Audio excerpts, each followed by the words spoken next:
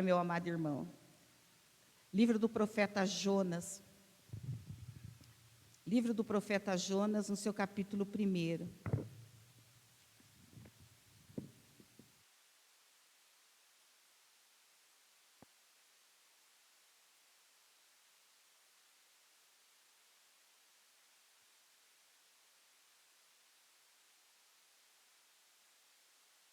Jonas, queridos, é lá no Velho Testamento, é um dos profetas menores, vem depois de Ezequiel, Daniel, Oséias, Joel, Amós, Obadias, Jonas. Tá? Se você não está muito familiarizado, então Jonas, capítulo 1. Nós vamos ler todo o capítulo 1, queridos. Os irmãos acompanham a leitura da palavra de Deus? Diz assim: Veio a palavra do Senhor a Jonas, filho de Amitai, dizendo: Dispõe-te, vai à grande cidade de Nínive e clama contra ela, porque a sua malícia subiu até mim. Jonas se dispôs, mas para fugir da presença do Senhor para Tarsis. E tendo descido a Jope, achou um navio que ia para Tarsis. Pagou, pois, a sua passagem e embarcou nele, para ir com eles para Tarsis, para longe da presença do Senhor. Mas o Senhor lançou sobre o mar um forte vento, e fez-se no mar uma grande tempestade, e o navio estava a ponto de se despedaçar. Então os marinheiros, cheios de medo, clamavam cada um ao seu Deus, e lançavam ao mar a carga que estava no navio, para aliviarem o peso dela. Jonas, porém, havia descido ao porão e se deitado, e dormia profundamente. Chegou-se a ele o mestre do navio e lhe disse: Que se passa contigo, agarrado no sono? Levanta-te, invoca o teu Deus. Talvez assim esse Deus se lembre de nós, para que não pereçamos. E diziam uns aos outros: Vinde, lancemos sorte, para que saibamos por causa de quem nos sobreveio este mal. E lançaram sorte, e a sorte caiu sobre Jonas. Então lhe disseram: Declara-nos agora, por causa de quem nos sobreveio este mal? E que ocupação é a tua? De onde vens? Qual é a tua terra? E de que povo és tu? Ele lhes respondeu: Sou hebreu, e temo ao Senhor, o Deus do céu, que fez o mar e a terra. Então os homens ficaram possuídos de grande temor e disseram: Que é isso que fizestes?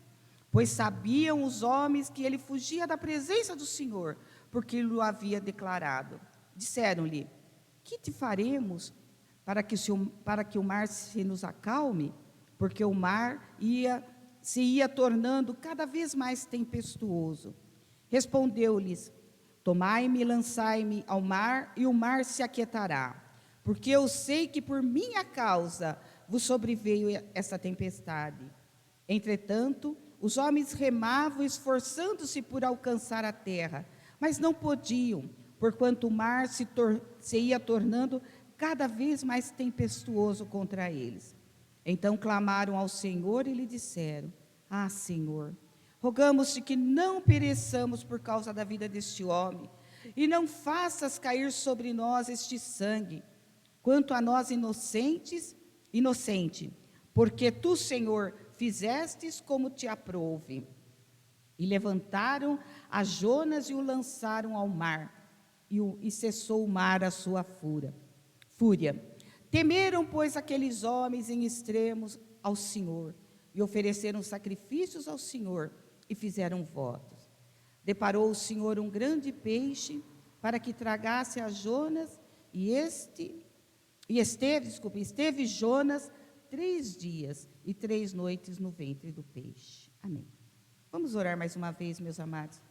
Eterno Deus e nosso Pai, desvenda os nossos olhos, Senhor, para que contemplemos as maravilhas da Tua lei, Pai. Abra o nosso coração e o nosso entendimento. Unja, Senhor Deus, os nossos lábios, Senhor Deus, para que a Tua palavra na nossa boca seja verdade, em nome de Jesus, Senhor. Que o Senhor nos edifique, Pai, no teu amor, para a glória do teu nome, em nome de Jesus. Amém. Meus amados irmãos, o reverendo Hernanes Dias Lopes, no seu comentário de Jonas, ele fala assim, queridos, que Jonas, ele foi o mais estranho de todos os profetas. Ele fez tudo para que sua missão fracassasse. E ele trabalhou duramente para não ter bons resultados. Apesar disso, ele foi bem sucedido em seu sermão. No hebraico, o seu sermão se compunha apenas de 5 palavras e produziu um impacto impressionante e trouxe salvação a uma cidade inteira, a grande e poderosa Nínive, capital do Império Assírio. Jonas foi o único pregador da história que ficou frustrado com o seu sucesso. Meus amados irmãos, eu acho que a maioria de nós conhece a história de Jonas. Se a gente perguntar, geralmente, o que fica na nossa cabeça quando se fala de Jonas, é aqui, bem, quando se fala de Jonas, ou a baleia, mas nós não sabemos se é uma baleia. A palavra de Deus fala que foi um grande peixe. Mas, como diz o reverendo Hernanes, ele foi um homem muito estranho. Sabe por quê? Porque ele é o único pregador que não fica contente com o seu sucesso. Às vezes, meus amados, o pastor prega tantos anos e às vezes ele não consegue colher os frutos. E Jonas, com uma pregação de 5 palavras, dentro de 40 dias, Nínive será subvertida. 5 palavras, uma cidade inteira se converte. Que pregador que não ficaria contente com isso? Que pregador? Alguns estudiosos dizem, meus amados, que quando diz assim, no último versículo lá de Jonas, capítulo 4, quando Deus questionando a Jonas, ele fala assim, Jonas, você teve dó de uma planta que você não fez nada para que ela crescesse? E eu não vou ter dó de 120 mil pessoas que não sabem discernir entre a mão esquerda e a mão direita? E alguns entendem, meus amados, que essa colocação se refere a crianças. Então, que se Nínive tivesse 120 mil crianças, talvez Nínive fosse uma cidade com mais ou menos 500, 600, 700 mil habitantes. Que pregador não ficaria contente com isso, Tiago? De uma pregação sua, 700 mil pessoas se arrependerem e se converterem. O Jonas não ficou contente. O Jonas ficou revoltado. Pois você pode ler, são só 4 capítulos do livro de Jonas. Mas por que, meus amados? Por que o Jonas tinha esse sentimento? Porque, meus amados, os assírios, eles era a nação que estava se levantando e dominando todas as terras. E uma característica desse exército era a crueldade. Eles eram cruéis. Eles não faziam reféns. Eles matavam e matavam com requintes de crueldade. E o Jonas sabia, meus amados, que eles seriam realmente uma ameaça para o seu povo. Jonas era um nacionalista. Ele achava que o Deus de Israel era só dele. Ele achava que os assírios não mereciam salvação, porque eles eram maus. Então, por isso, meus amados, quando Deus o chama, e Deus fala para ele, dispõe-te, vai à grande cidade de Nínive, você vai perceber que no versículo 2 vai falar assim, dispôs-se Jonas, mas para fugir de Deus. Jonas não queria fazer a vontade de Deus, porque ele conhecia o Deus de Israel. E ele sabia que era um Deus clemente, misericordioso, compassivo, assaz benigno, que não repreende perpetuamente, que se a pessoa se arrepende, reconhece o seu pecado, se humilha, ele no seu amor, na sua bondade, perdoa. E Jonas não queria que os assírios fossem perdoados. Jonas não queria que aquele povo cruel, sanguinário, que estava se levantando para dominar todas as nações, fosse salvo. Então, no seu coração, ele falou assim: eu não vou, porque eu conheço o Senhor, e porque o Senhor vai salvar esse povo. E numa atitude de rebeldia contra Deus, ele tenta fugir de Deus. Uma vez eu estava falando com os adolescentes sobre esse texto, e eu disse assim para eles: eu quero que vocês leiam o capítulo 1 e cada um me dê um título. Não vale o que já está em negrito, eu quero um outro. E uma dos meninos falou assim: a fuga frustrada de Jonas. Realmente, a fuga frustrada de Jonas. Por quê? Porque Deus foi atrás de Jonas. Mas, meus amados irmãos, sabe o que me chamou a atenção nesse texto? E eu quero compartilhar com os irmãos. É o sono da indiferença. O sono da indiferença. Esse vai ser o nosso tema. E eu faço uma pergunta para os irmãos, meus amados irmãos: quando se dorme o sono da indiferença? Porque é isso que nós vemos aqui em Jonas. Enquanto, meus amados irmãos, há uma tempestade acontecendo, a palavra de Deus nos diz que Jonas dormia profundamente.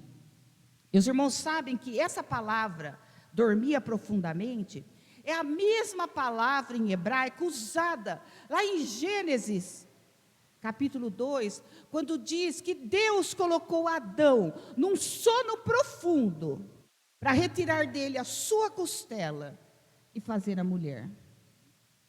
Então foi um sono de anestesia, né, meus amados? Porque para poder tirar, e Adão não sentir nada. Então, o Jonas estava anestesiado. Como que você pode dormir, meus amados, o sono da indiferença, quando há uma tempestade acontecendo, e por sua causa? Então, em primeiro lugar, meus amados, quando se dorme o sono da indiferença? Quando se perde o temor do Senhor. Esse é o nosso primeiro ponto. Quando se perde o temor do Senhor, meus amados, você dorme o sono da indiferença. Sabe por quê, queridos? Porque o temor do Senhor é mais do que apenas você sentir alguma coisa. O temor do Senhor é prática. O Salmo 111, versículo 10, ele diz assim, o temor do Senhor é o princípio da sabedoria. Revelam prudência todos os que o praticam. Você sabia disso?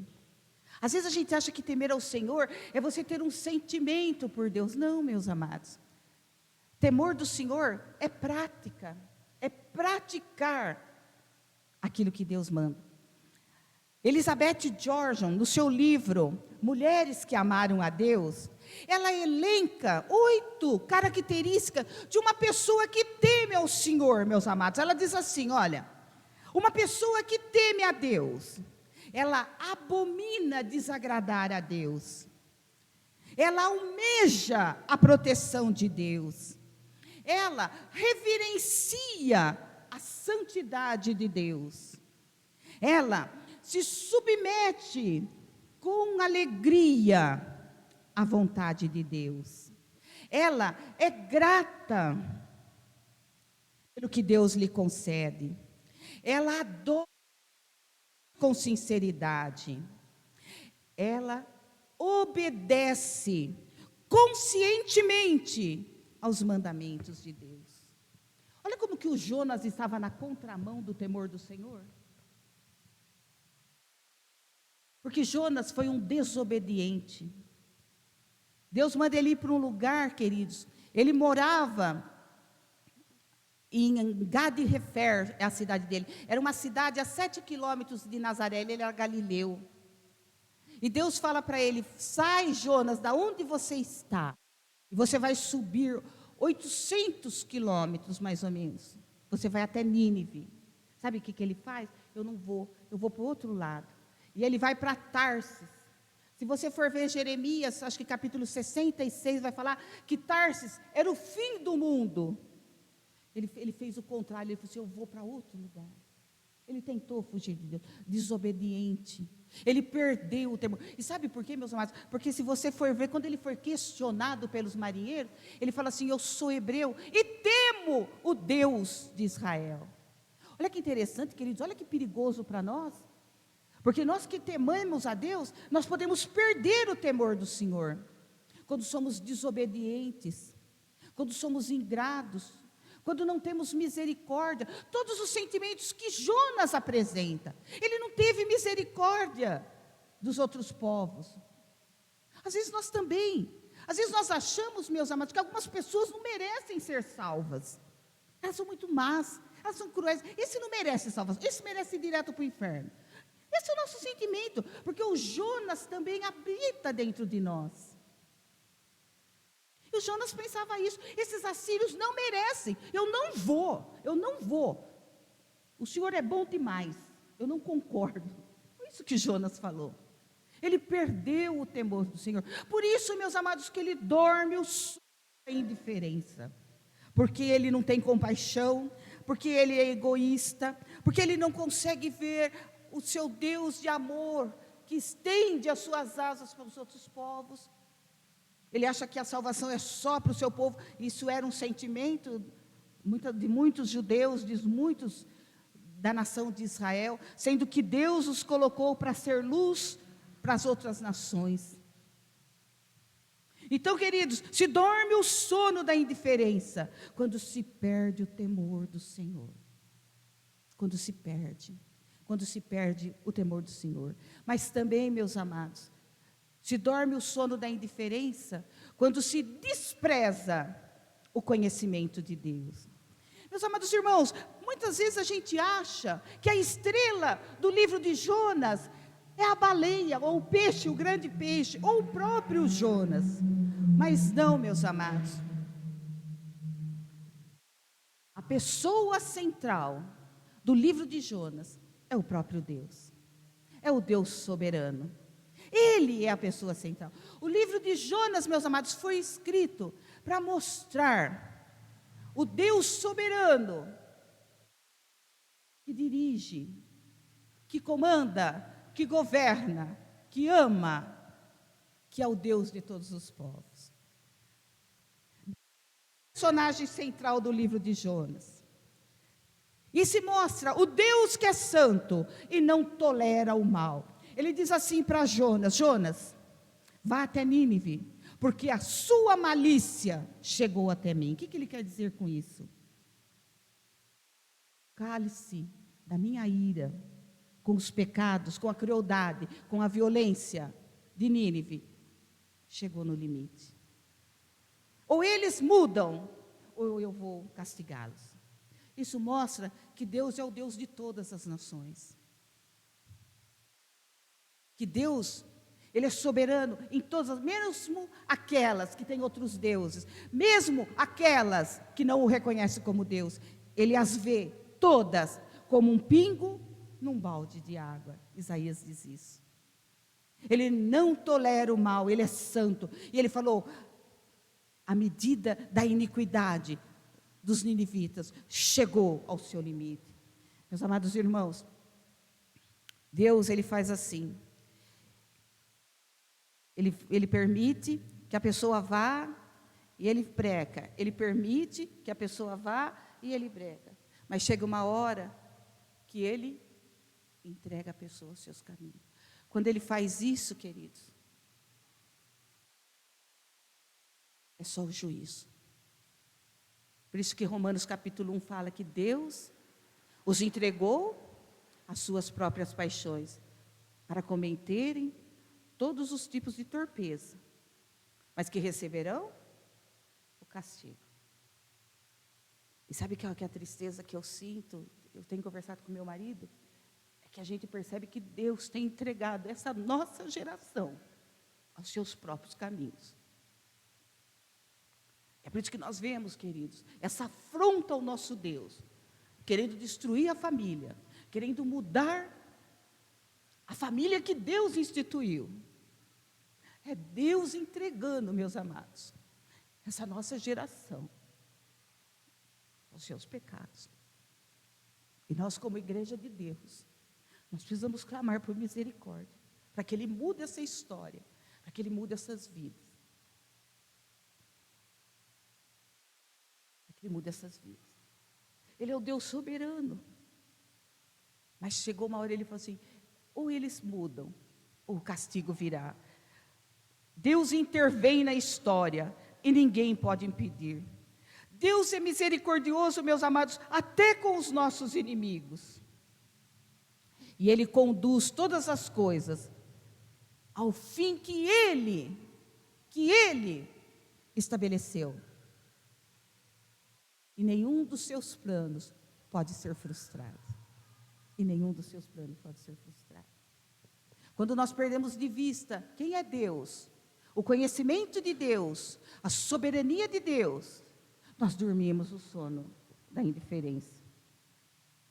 Deus está no controle da história e também nos elementos da natureza. Deus é fiel e a sua fidelidade é maior do que a nossa infidelidade. Deus ouve as orações.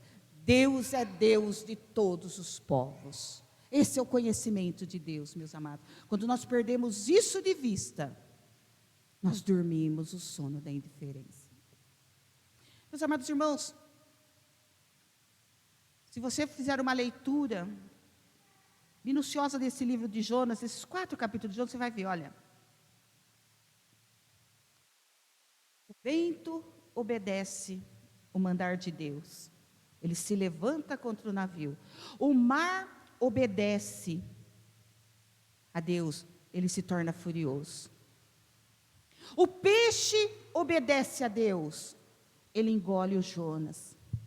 O peixe vomita o Jonas na praia, obedecendo a Deus.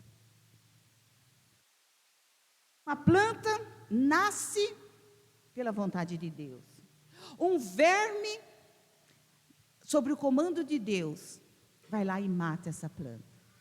Os marinheiros temeram a Deus e oram a Deus e fazem votos. Os ninivitas se convertem a Deus. Só o crente que desobedece a Deus. Só o Jonas é rebelde. Só o Jonas é desobediente. Só o Jonas não ora. Enquanto estão todos clamando, aquele que devia ser a bênção ali, como o apóstolo Paulo foi lá naquele naufrágio de 14 dias, sem ver a luz do sol, desesperados, sem ânimo, sem esperança, Paulo se levanta e anima, e ora, e faz com que aquelas 276 pessoas tenham um novo ânimo, e nenhuma delas se perde por causa de Paulo. E o Jonas, ao contrário de Paulo, é o causador, meus amados, de toda aquela tragédia. E aí, queridos, nós entramos no nosso terceiro ponto. Nós dormimos o sono da indiferença quando nós não nos importamos com as consequências das nossas escolhas. Meus amados irmãos, alguns estudiosos acham que esse navio era um navio que tinha mais ou menos umas 100 pessoas. Era um navio de porte grande, talvez de fenícios, que os fenícios eles eram navegadores, e eles viviam no mar. E eles faziam esse comércio do mar. Então era um navio cargueiro, uma carga grande, talvez uma carga valiosa. E por causa de um homem desobediente, que quis fugir de Deus, do Deus que está em todo lugar, e o Deus que ele temia, por causa desse homem, toda aquela carga se perde. E o Jonas não estava preocupado, porque ele estava dormindo. Ele não se preocupou. Meus amados, isso é muito sério para nós, sabe por quê? Porque, meu querido, nós como crentes, como tementes a Deus, quando nós estamos dormindo esse sono da indiferença, quando nós perdemos o temor de Deus, quando nós desprezamos o conhecimento de Deus, quando nós não nos importamos com as consequências das nossas escolhas, nossas atitudes, nós nos tornamos maldição aonde nós estamos. Nós nos tornamos maldição. E Jonas, meus amados, ele mostra para nós que a nossa vida, quando ela não está, queridos, quando ela não está de acordo com a vontade de Deus, é ladeira abaixo. Ele sai lá de Gade-Efer, ele desce para Jope, de Jope ele desce para o porto, do porto ele desce para o navio, no navio ele desce para o porão, do porão ele desce para o mar, do mar ele desce para o dente do peixe e vai para o fundo. Ladeira abaixo, meus amados, ladeira abaixo. Um crente, meus amados, na contramão da vontade de Deus, ele só vai caindo, ele só vai caindo, ele só vai caindo. E se Deus não mandar um peixe para salvá-lo, ele vai morrer, ele vai morrer. Quando nós não nos importamos, meus amados, a carga do navio foi perdida, eles lançaram tudo para salvar as suas vidas. Aqueles marinheiros poderiam morrer por causa da vida desse homem. Isso é dormir o sono da indiferença, quando para nós tanto faz o que vai acontecer com a minha decisão, com as minhas escolhas, tanto faz para a minha família, tanto faz para a minha igreja, tanto faz para o meu país, tanto faz. A palavra de Deus, queridos, fala sobre o rei Ezequias. O rei Ezequias foi um rei piedoso. E a sua história é uma história assim de alguém que viveu para Deus. Mas como o nosso coração é um coração enganoso, é um coração que engana nós mesmos, que é desesperadamente corrupto, o coração do rei Ezequias também, queridos. Apesar de ser um rei piedoso, apesar de ser um rei que provou da graça de Deus, quando ele foi livre das mãos do rei da Síria por causa da oração, e quando também ele ficou doente, e Deus mandou um recado para ele pelo profeta Isaías: põe em ordem a tua casa, porque certamente morrerás e não viverás. A palavra de Deus diz que ele vira para o lado e chora, e Deus lhe acrescenta 15 anos.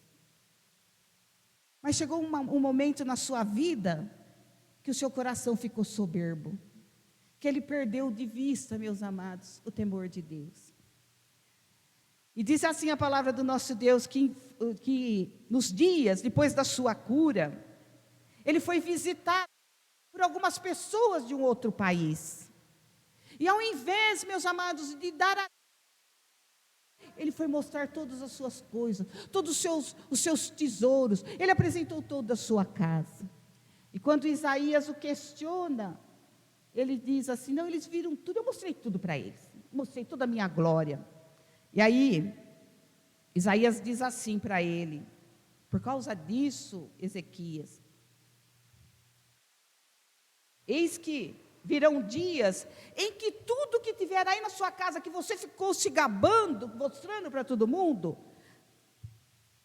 tudo que você entesourou, que os teus pais entesouraram até o dia de hoje, será levado para a Babilônia. Não ficará coisa alguma, diz o Senhor, dos teus próprios filhos, que tu gerastes. Tomarão para serem eunucos no palácio do rei da Babilônia. Então Ezequias disse a Isaías: boa é a palavra do Senhor que dissestes, pois pensava, haverá paz e segurança em meus dias. Olha o coração nosso. Meu amado irmão, se você soubesse que os seus filhos, que os seus netos iam ser escravos, iam ser castrados, iam ser levados para um outro país, qual que teria que ser a sua atitude? Ele fala: boa essa palavra, porque vai ter paz nos meus tempos, nas minhas gerações, cada um com seus problemas. Olha a atitude do coração. E não é qualquer pessoa, meus amados. É um rei piedoso. É alguém que provou. É alguém que viu. É alguém que participou da glória de Deus. Mas que deixou a soberba, a vaidade, o orgulho tomar conta do coração. Olha como que é um alerta para todos nós. Olha, meus amados, como que todos nós temos telhado de vidro. Por isso que a palavra do apóstolo Paulo aqui, nós não podemos criticar o Jonas, porque muitas vezes, meus amados, nós também dormimos esse sono da indiferença. Nós também perdemos o temor do Senhor. Nós também desprezamos o conhecimento do Senhor. Nós também não nos importamos, meus amados, com as nossas escolhas. Nós nos importamos se o nosso vizinho, se os nossos pais, se os nossos filhos estão indo para o inferno. Nós nos importamos, nós não choramos, nós não clamamos por eles. Você já pensou nisso? Eu acho que aqui todos nós temos pessoas que nós amamos, que ainda estão nas trevas. Você chora por elas, você clama por elas. O Jonas mora dentro de nós, meus amados. O Jonas mora dentro de nós. Também. Nós trocamos, meus amados, a palavra de Deus. Nós trocamos os cultos, os estudos bíblicos, as orações, por qualquer outra coisa, por churrasco, por Netflix. Às vezes, meus amados, você fica até de madrugada acompanhando séries e você não tem uma hora para ler a palavra de Deus, para orar, para chorar diante de Deus. Nós olhamos para as nossas igrejas, meus amados. Os irmãos perceberam quantos meninos nós temos nas nossas igrejas? Os nossos meninos, os nossos adolescentes, os nossos jovens, eles estão todos aí, alienados, perdidos, meus amados, em seus quartos, nesse celular, nesses computadores, nesses jogos, queridos. Os irmãos perceberam? Nós estamos perdendo a nossa mocidade. Os que eram moços, jovens, são todos casados, mas não está se levantando uma geração. Os irmãos têm percebido isso? Não está se levantando uma geração para continuar a nossa igreja. Nós somos responsáveis por isso. Que igreja nós vamos deixar para os nossos netos? Nós precisamos pensar nisso, queridos. Nós precisamos clamar a Deus. Porque muitas vezes nós também, queridos, estamos dormindo o sono da indiferença. Perdendo o temor a Deus. Desprezando o conhecimento. Jonas desprezou a Deus. Jonas afrontou a Deus. Quando ele tentou fugir de Deus. Mas Deus não abriu mão de Jonas. Ele podia ter falado, você quer ir? Então vá. Eu levanto outro. Então vai, eu levanto outro. Mas Deus é o Deus da segunda chance. Deus é o Deus que te dá a oportunidade de mudar, de fazer tudo outra vez. Mas Ele só dá oportunidade quando Ele tem um propósito, quando você é filho.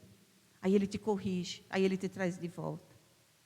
Porque Ele é soberano mesmo. Ele podia falar assim, Jonas, você não quer ir? Eu vou levantar outro. Então você fica nos seus pecados. Mas como Ele é um Deus de amor, um Deus de misericórdia, Ele foi atrás do Jonas. E amém quando Ele vem atrás de você, viu, meu amado? Porque ainda Ele quer você. Porque quando Ele te entregar, se Ele te entregar e falar assim, fica nos seus pecados, é porque você não é filho. É porque você não é filho. Às vezes nós temos tanta dificuldade com a disciplina de Deus, com as provações de Deus, mas Ele faz isso porque Ele está nos moldando, para que nós nos tornemos a imagem do seu Filho. Só podemos ser a imagem do seu Filho, meus amados, se nós somos lapidados por Deus. Porque a nossa imagem foi deformada. A nossa imagem de Deus, ela foi manchada pelo pecado. E só quando lapidados, purificados, pelo fogo da provação, nós nos tornamos a imagem de Cristo. Quando Deus vê em nós a imagem do seu Filho, aí Ele vai para o... Aí você já está pronto. Aí você já está uma joia preciosa para a coroa do nosso Deus. Mas até lá, meus amados, até lá, nós vamos ser lapidados. E Deus vai no nosso encalço, meu amado. E nós, meus amados, terminando, fica a pergunta. E nós, como Jonas também estamos dormindo o sono da indiferença? Estamos dormindo no meio dessa tempestade nós estamos atravessando. Meu amado irmão, de tudo que nós temos vivido, como igreja, como país, como nação, depois de tudo isso que passamos, com essa pandemia, com tudo, nós não podemos ser os mesmos. Nós não podemos ser os mesmos.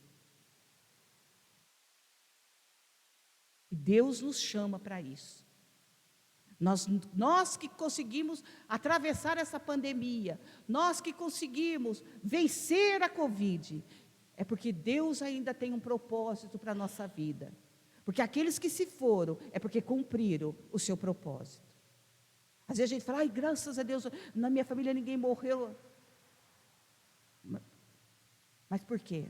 Não é para você viver para você.